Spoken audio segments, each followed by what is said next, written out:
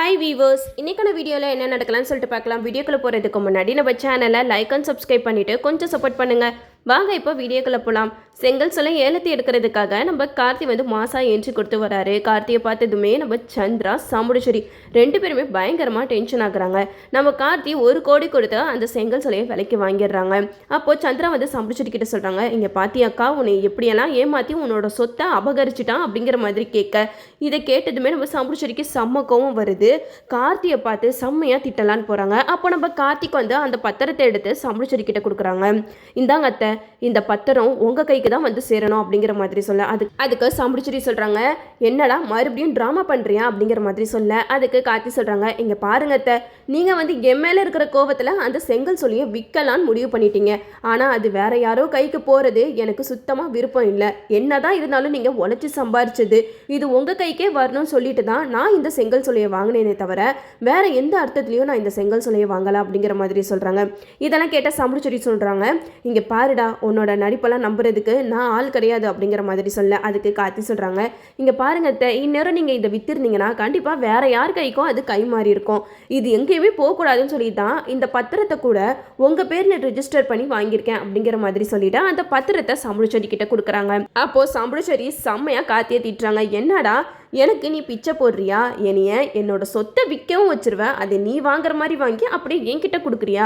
உன்னோட இந்த நாடகத்தெல்லாம் வேற எங்கேயாவது வச்சுக்கோ அப்படிங்கிற மாதிரி சாமுடேஸ்வரி பயங்கரமாக திட்டுறாங்க. அப்போ தான் நம்ம கார்த்தி சொல்லுவாங்க, சரி அத்தை, நீங்கள் என் மேலே கோவமாக இருக்கிறனால இப்போ இதை வாங்க மறுக்கிறீங்க. பின்னாடி எல்லா விஷயமும் உங்களுக்கு தெரிய வரும்போது நீங்கள் இந்த பத்திரத்தை வாங்குறீங்களா இல்லையான்னு பாருங்க அப்படின்னு சொல்லிட்டு அங்கேருந்து மாசா கண்ணாடியை போட்டுட்டு காரில் கிளம்பி போகிறாங்க. அப்போது சந்திரா வந்து சாமுடேஸ்வரி கிட்ட சொல்கிறாங்க, என்னக்கா இப்படியே போனால் அப்புறம் நம்ம ஒன்றுமே இல்லாமல் நடுத்தரில் தான் நிற்போம் போல. உன் மாப்பிள்ளை சொல்லிட்டு தலையில் தூக்கி வச்சுட்டு ஆடினியே, இப்போ பார்த்தியா அவன் நம்மளை என்ன நிலைமைக்கு ஆளாக்கிட்டான்னு சொல்லிட்டு அப்படின்ட்டு நம்ம சந்திரா வந்து இன்னும் சாமுடேஸ்வரியை வெறுப்பேற்றுற மாதிரி தான் பேசிக்கிட்டு இருக்காங்க.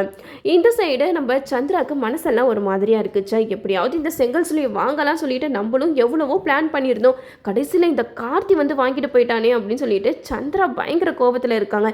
இப்போ எப்படி நான் அத்தை முகத்தில் போய் முழிப்பேன்? அத்தை வேற என் மேலே ரொம்ப நம்பிக்கை வச்சுருந்தாங்களே, நான் எப்படியாவது இந்த செங்கல் சிலையை வாங்கிட்டு வந்துடுவேன்ட்டு அவங்க வெயிட் பண்ணிட்டு இருப்பாங்களே, இப்போ நான் அவங்களுக்கு என்ன பதில் சொல்ல போகிறேன்னு சொல்லிட்டு நம்ம சந்திரா வந்து செம்ம கடுப்பில் காளியம்மாவை பார்க்க போகிறாங்க. அங்கே பார்த்தா நம்ம காளியம்மா சிவனாடி எல்லாருமே ரொம்ப சந்தோஷத்தில் இருக்காங்க. எப்பா மயனே, நம்ம மருமக எப்படியாவது அந்த சொத்தை நம்மளுக்கு தான் வாங்கிட்டு வந்திருப்பா, நீ வேணா பாரு, சந்திரகலா வந்து ஒரு விஷயத்தில் இறங்கிட்டானா அதை முடிக்காமல் விடமாட்டான் அப்படி இப்படின்னு சொல்லிட்டு பயங்கர பில்டப் பண்ணி பேசிகிட்டு இருந்தாங்க.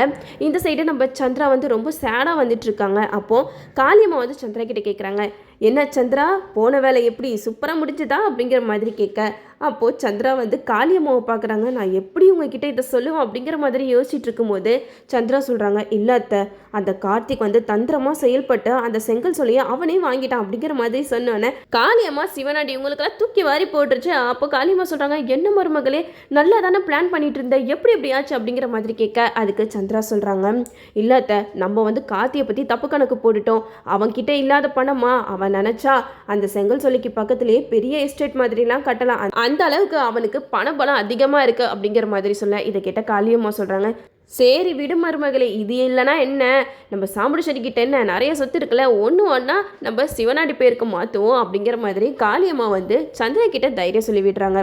சந்திரா சொல்கிறாங்க, இந்த வாட்டி நான் ஏமாந்த மாதிரி அடுத்த வாட்டி நான் ஏமாற மாட்டேன், கண்டிப்பாக சாமுடேஸ்வரியை நடுத்தரில் நிற்க வைப்பேன் அப்படிங்கிற மாதிரி சொல்கிறாங்க. அப்போ காளியம்மா சொல்கிறாங்க, இந்த எண்ணத்தை மட்டும் நீ மனசில் வச்சுக்கோ சந்திரா, கண்டிப்பாக நம்மளுக்கு என்றைக்குமே வெற்றி தான் அப்படின்னு சொல்லிட்டு சந்திராவை அனுப்பி வைக்கிறாங்க. இந்த சைடு நம்ம சந்திரா சாமுடேஸ்வரி ரெண்டு பேருமே வீட்டுக்கு வராங்க. அப்போ நம்ம ரேவதி வந்து சாமுடேஸ்வரி சந்திராவை பார்த்து பயங்கரமாக கை தட்டுறாங்க. என்னது இது, ஒரு மலைக்கிட்ட மோதுனா என்ன ஆகுன்றது இப்போயாவது உங்களுக்கு புரிஞ்சிருக்கும் அப்படிங்கிற மாதிரி சொல்ல, இதை கேட்ட சந்திரா வந்து செம்மையாக கடுப்பாக்குறாங்க. என்ன ரேவதி, ஜாடமாடையா எங்களை தான் குத்தி காமிச்சு பேசுறியா அப்படிங்கிற மாதிரி கேட்க, அதுக்கு ரேவதி சொல்கிறாங்க, ஆமா சித்தி, நீங்கள் யார் கூட மோதுறீங்க தெரியுமா, கார்த்தி எவ்வளோ பெரிய ஆள், அவங்கிட்ட போய் மோதுனீங்கன்னா கண்டிப்பாக நீங்கள் இப்படி தான் தலை குனிஞ்சு வந்து நிற்கணும் அப்படிங்கிற மாதிரி சொல்லிக்கிட்டு இருக்காங்க. அப்போ சாமுடேஸ்வரி சொல்கிறாங்க, என்ன ரேவதி அவனுக்கு சப்போர்ட் பண்ணி பேசுறியா, உனக்கு உடம்பு சரியில்லை தான் நான் கம்முன்னு இருக்கேன், இல்லைனா நான் நடந்துக்கிற விதமே வேற மாதிரி இருக்கும் அப்படிங்கிற மாதிரி சொல்ல, அதுக்கு ரேவதி சொல்கிறாங்க, இங்கே பாருங்கம்மா, 1000 தான் நீங்கள் என்ன பண்ணாலும் சரி, எனக்கு அவர் தான் புருஷன், அவர் தான் தான் இனிமேட்டு என் வாழ்க்கையில் எல்லாமே. அவர்கிட்ட மோதுறேன்னு சொல்லிட்டு தேவையில்லாமல் இப்படி அசிங்கப்பட்டு நிற்காருங்க. அது மட்டும் இல்லாமல் அவர் அந்த செங்கல் சூளையை வாங்கியிருக்காருன்னா அது நம்ம குடும்பம் நல்லதுக்காக தான் இருக்கும். கண்டிப்பாக கார்த்திக் வந்து உங்களை பழி வாங்கணும், உங்கள் சொத்தெல்லாம் அபகரிக்கணும்னு சொல்லிட்டு இப்படியெல்லாம் பண்ணியிருக்கவே மாட்டார். அவர் பண்ண விஷயத்தில் ஏதாவது ஒரு நல்லது இருக்கும். கடைசியில் நீங்கள் தலை குனிஞ்சு நிற்கக்கூடாது அப்படின்னு சொல்லிட்டு தான் அவர் உங்கள் பேர்லேயே இந்த செங்கல் சூளையை வாங்கியிருக்காரு. இதுலேருந்தே தெரியலையாம்மா, கார்த்தி நம்ம குடும்பத்துக்கு எப்போவுமே சப்போர்ட்டிவாக தான் இருப்பார். அவர்லாம் நினச்சா இதெல்லாம் ஒன்றுமே இல்லை, அவர்கிட்ட இருக்கிற சொத்துக்கு இதெல்லாம் கால் தூசிக்கு வராது அப்படி இப்படின்னு சொல்லிட்டு நம்ம ரேவதி வந்து கார்த்தியை பற்றி ரொம்பவே பெருமையாக பேசிக்கிட்டு இருக்காங்க. இதெல்லாம் கேட்டுட்டு சமுடிச்செடிக்கு செம்ம கோவம் வருது. போதும் ரேவதி, உன்னோட புராணத்தெல்லாம் நிப்பாட்டு. தேவையில்லாமல் அவனை பற்றி பெருமையாக என்கிட்டே பேசிக்கிட்டு இருக்காத.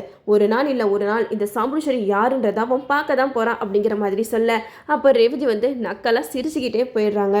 அப்போது நம்ம ரேவதி போகிறத பார்த்துட்டு ராஜராஜன் வந்து சாம்புடீஸ்வரி கிட்ட சொல்கிறாங்க, இங்கே பாரு சாம்புடீஸ்வரி, ரேவதியை பார்த்தியா, அவளோட சந்தோஷம் எல்லாமே அந்த கார்த்திக் தான். இப்படிப்பட்ட 2 பேரோட வாழ்க்கையில் நீங்கள் 2 பேருமே விளையாடுறீங்களே, உங்களுக்குலாம் கொஞ்சம் கூட மனசாட்சியே இல்லையா அப்படிங்கிற மாதிரி கேட்க, அதுக்கு சந்திரா சொல்கிறாங்க, இங்கே பாருங்க மாமா, உங்களுக்கு என்ன நடந்ததுன்னு தெரியாது.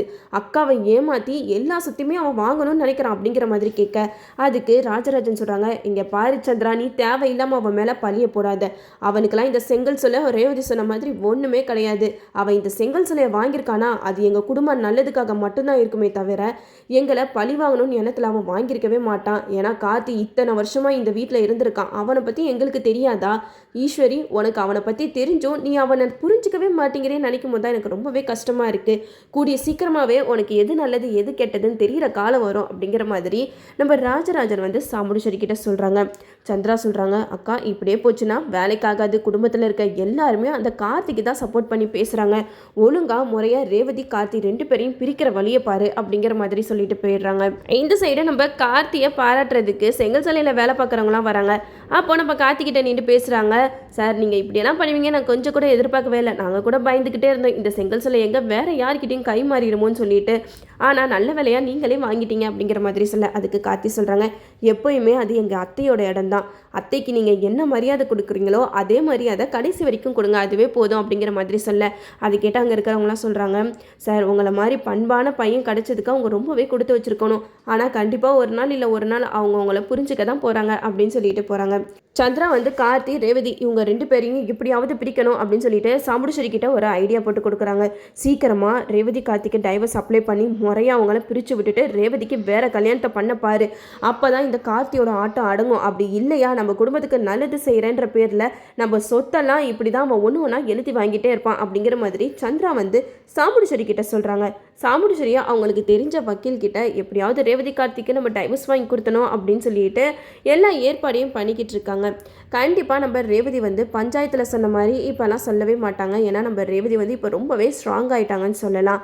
நம்ம ரேவதி கார்த்தியோட தான் வாழ்வேன் அப்படின்னு சொல்லிட்டா போதும், அந்த கோர்ட்டே ரேவதி கார்த்திக்கு 2 பேரையுமே சேர்த்து வச்சிரும். இதுக்கப்புறம் சந்திரா சாமுடீஸ்வரி என்ன வேறு யார் வந்தாலும் நம்ம கார்த்தி ரேவதி இவங்க 2 பேர்த்தையும் பிரிக்கவே முடியாது. நம்மளும் வெயிட் பண்ணி பார்ப்போம். ஓகே வீவர்ஸ், இந்த வீடியோ உங்களுக்கு பிடிச்சிருந்தா லைக் பண்ணுங்கள், மறக்காமல் நம்ம சேனலை சப்ஸ்கிரைப் பண்ணிடுங்க.